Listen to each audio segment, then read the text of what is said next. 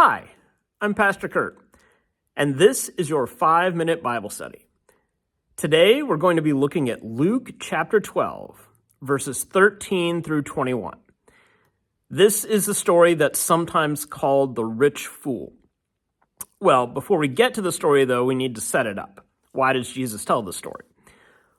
Well, this guy approaches Jesus and demands that Jesus tell this guy's brother to divide the family inheritance with them.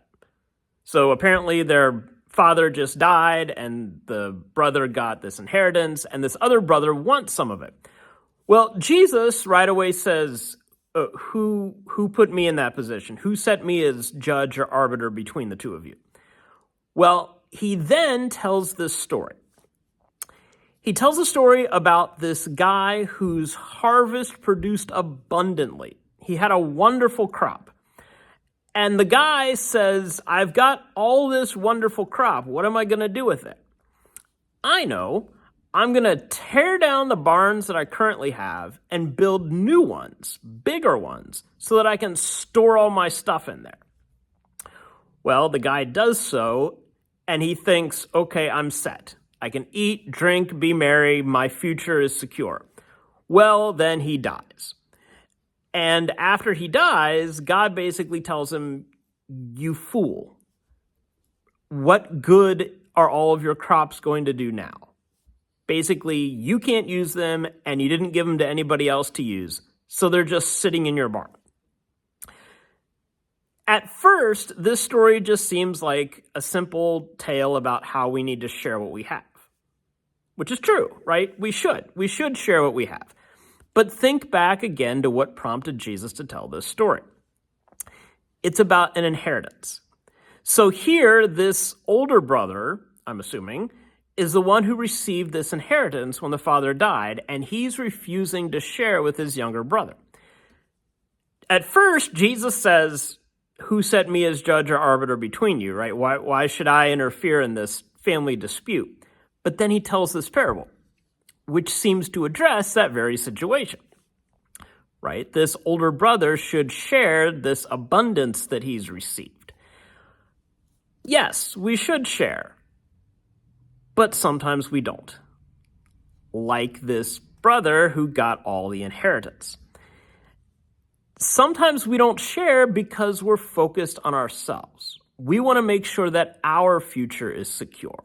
Right? You got to take care of yourself before you can take care of others. That kind of mindset. Well, that's the mindset that the guy in this parable had. He said, well, I've got all this abundance. What should I do with it? I know, I'll store it so that it'll only benefit me. Does that mean we should not save for a rainy day? No, right? You can save, right? Emergencies come up. We all know that. Sometimes you get this thing that happens and you need to pay for it. It's okay to have savings. It's okay to have retirement. It's okay to save up for stuff. But the problem in this parable is that the guy thought only of himself. He didn't even consider the idea of giving his abundant crops to other people, right? Like he's one guy. We don't hear anything about his family. What is he going to do with all of this abundance of his crop? He can't use it all, but he thinks he will. Or he thinks it'll just be there in his barn and he can have it for himself. That's not the point of having an abundance. An abundance is meant to be shared. We are called to live generously. A lot of people have Thrivent t-shirts that say, live generously. That's the whole point. We are called to share what we have. But sometimes we are so selfish that we don't, right? We stockpile our things. Think about hoarders, right? Oh, someday I'll use this. Well, no, eventually you die and then your relatives have to clean out your cluttered house. You can't take it with you, as they say, right? You never see a hearse pulling a U-Haul. You are called to do something with this abundance that benefits others. Yes, use it for yourself too, right? Make sure you're fed, have your savings and stuff, but it's not just about you. That's the problem in this story. That's the problem that this guy has, is he thinks it's only about him. But Jesus tells us in this story, that's not what it looks like, right? That's not what it's supposed to look like.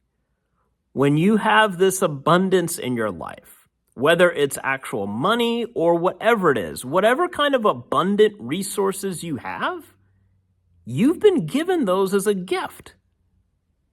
And that means you have been entrusted to share that gift with others. That's what abundance is for. There's your 5-minute Bible study. Please remember to like, comment, share, and subscribe. And I'll see you next time. Thanks.